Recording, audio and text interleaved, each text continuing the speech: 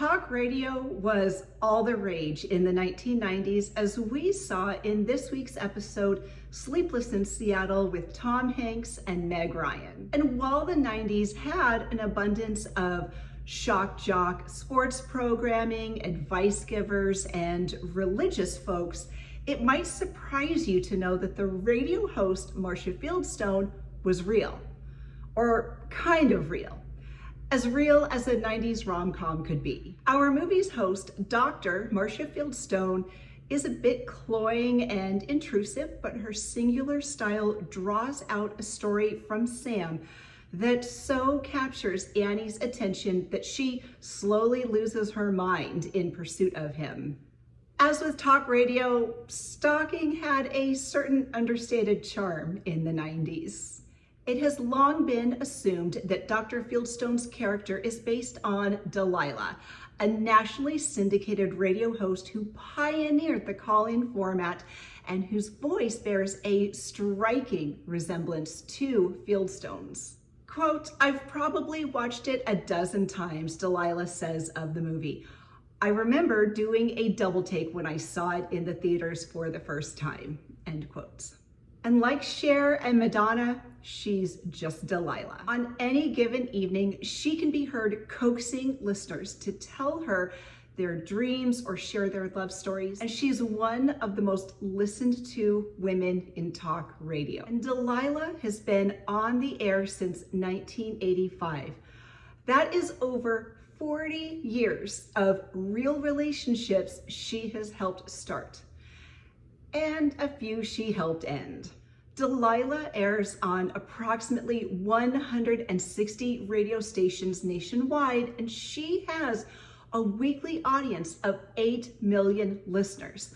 Way to go, Delilah. She has dubbed herself a companion on the radio at night, and in between ballads, she takes calls and doles out advice. Her career began as a DJ for Seattle 94.1 The Sound, and she would simply begin talking to people who had phoned in to request a song. Quote, "For me, the calls were far more fascinating than the music. It's like a hairdresser. People would just pour their hearts out to me." And the central thesis of Sleepless in Seattle is that a stranger's story, if it hits you in the right place, can just cut through the noise of everyday life and tether your life and theirs. And of course, it also requires a mild bit of stalking. And if all goes well, you just might meet them atop the Empire State Building. Sleepless in Seattle is essentially Delilah's life every day, or I guess every night. And the people who call in don't always offer up neat love stories, but that's what makes them real. That's what makes Delilah's show so interesting. And quote, "I am fascinated by the human condition. When someone calls in and they have a story, I want to know, how did you get into the mess that you are in right now?" And in her 40 years on air, Delilah has heard a lot of messiness, so she understands how life can just get messy sometimes. One night, a man called in to dedicate a song to his long-lost love. He had lost contact with her after shipping off to the Vietnam War. Then Delilah received a call from a woman claiming to be his long-lost love's best friend. Then the woman herself calls in to say that he dumped her and she never heard from him again.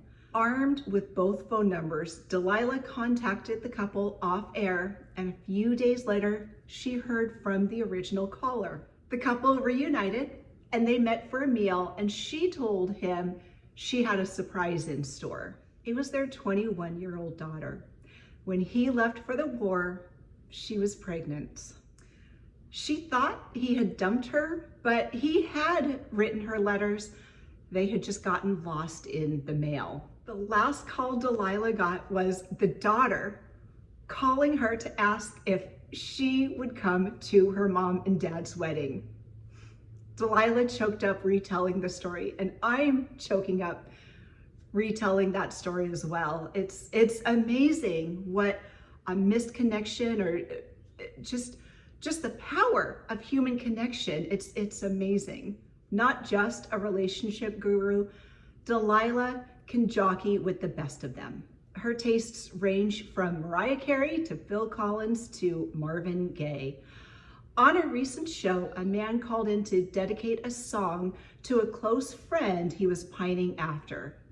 Delilah played Can't Fight This Feeling by REO Speedwagon. For another caller who had just left an abusive relationship, it was I Can See Clearly Now by Jimmy Cliff. That ability to match a ballad to a caller is born from a love of lyrics. If you're like me and believe there's an afterlife, the only thing we get to take is love. The love we've fostered, the love we've planted, the love we've encouraged. We don't get to take wealth or money or plants or big tomatoes. We get to take love. So go ahead and give the subscribe button a sappy tale of love so you never miss a thing. As you know, new episodes of the Real Relationships podcast premiere every Thursday on Apple, Spotify, or wherever you get podcasts.